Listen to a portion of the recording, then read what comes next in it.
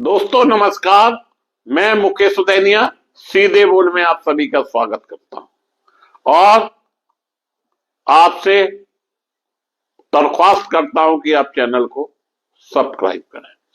दोस्तों, क्या हिंदुस्तान में राजनीति करने के तरीके बदल गए या फिर पार्टियों को अपने ऊपर विश्वास नहीं रह गया?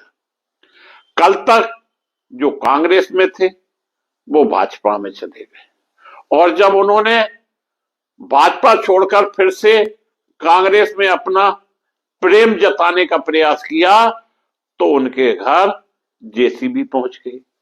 ऐसा कैसा लोकतंत्र है कि आखिरकार देश की या प्रदेश की एजेंसियां सिर्फ नेताओं के इशारों पे चल रही है, जनता की आवाज खत्म हो गई है या फिर जबरन सत्ता हथियाने का प्रयास चल रहा है। दोस्तों, राजस्थान कांग्रेस अध्यक्ष गोविंद सिंह डोटासरा ने आरोप लगाया कि भारतीय जनता पार्टी भाजपा नेता और पूर्व मंत्री महेंद्र जीत सिंह मालवी द्वारा विपक्षी दल कांग्रेस में लौटने की इच्छा जताने के 2 दिन से भी कम समय के भीतर राजस्थान भ्रष्टाचार विरोधी ब्यूरो एसीबी ने उनके घर पर छापेमारी कर दी। लोकतंत्र में सभी को अपनी आवाज कहने का अधिकार है, लेकिन अब सत्ता इस अधिकार को भी छीन रही है। इंडियन एक्सप्रेस ने कांग्रेस सूत्रों के हवाले से यह बताया कि एसीबी की यह छापेमारी मंगलवार 13 जनवरी की सुबह 9 बजे शुरू हुई, जिसमें अलग अलग टीमों ने मालवी से जुड़ी तीनों संपत्तियों पर दस्तावेजों की जांच की। इसमें 2 पेट्रोल पंप, 1 क्रैशर प्लांट शामिल है। मालूम हो कि हाल में ही अशोक गहलोत सरकार में पूर्व कैबिनेट मंत्री और राजस्थान के आदिवासी सीट बांसवाड़ा से पूर्व सांसद मालवी ने जयपुर के कॉन्स्टिट्यूशन क्लब में कांग्रेस महासचिव सुखजिंदर सिंह रंधावा, राज कांग्रेस अध्यक्ष गोविंद सिंह डोटासरा और विपक्ष के नेता टीकाराम जूली से मुलाकात की थी। कांग्रेस के प्रदेश अध्यक्ष गोविंद सिंह डोटासरा ने इस मालवी की संपत्तियों पर छापेमारी की पुष्टि करते हुए इसे लोकतंत्र के लिए कलंक और राजनीतिक प्रतिशोध के लिए एजेंसी का दुरुपयोग बताया। उन्होंने कहा कि मालवी भाजपा में असहज महसूस कर रहे थे, कांग्रेस में लौटना चाहते थे जहां उन्हें सम्मान मिलेगा। डोटासरा ने आरोप लगाया कि भाजपा में छल, झूठ और बेईमानी के सिवा कुछ नहीं हो रहा है।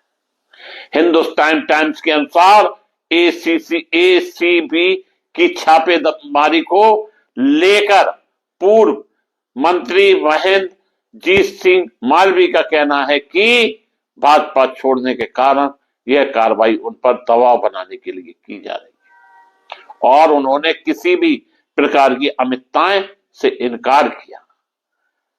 इस संबंध में सिंह ने कहा कि मैं निर्दोष हूं, मेरे पेट्रोल पंपों और क्रैशर प्लांट में कोई अमितताएं नहीं है, इसलिए मैं तुरंत बांसवाड़ा लौट आया ताकि उन्हें यह ना लगे कि मैं भाग रहा हूं।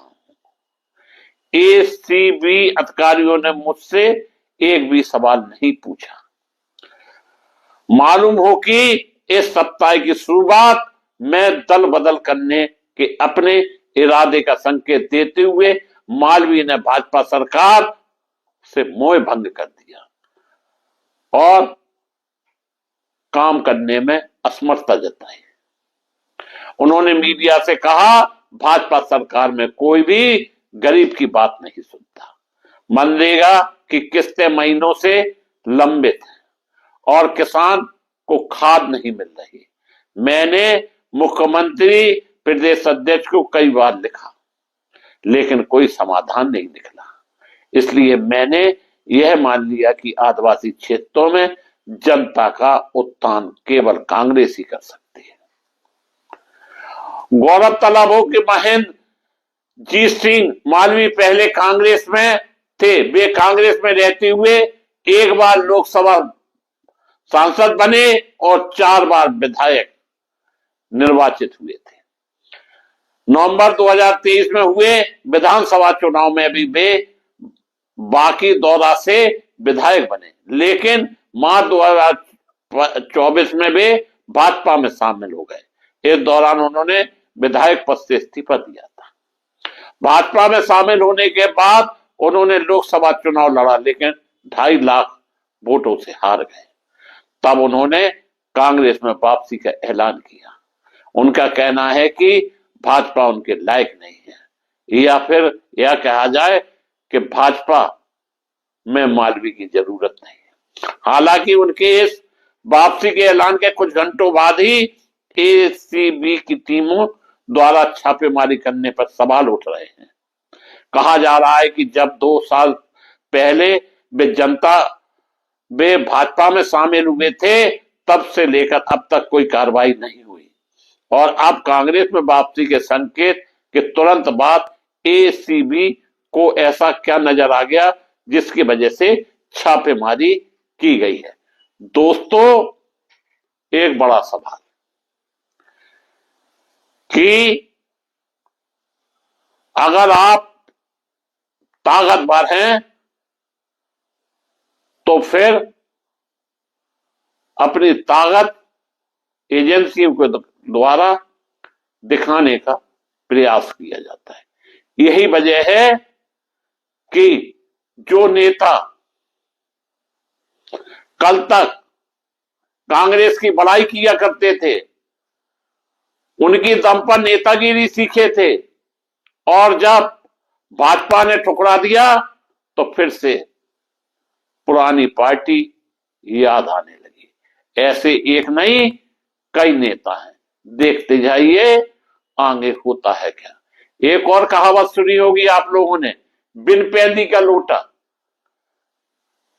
जिस लोटे में पैदी नहीं होती है, उसमें जिस तरफ लोटा ढड़क जाता है, उसी तरह से अब नेता भी एक दूसरी पार्टियों में धड़कने लगे। नेता का मान सम्मान अब सिर्फ कुर्सी तक ही सीमित रह गया है और देश की जनता भी समझने लगी है कि नेता की वास्तविकता क्या है। मैं मुकेश उदैनिया पुनः आप सभी को धन्यवाद देता हुआ अपनी बात समाप्त करता हूं।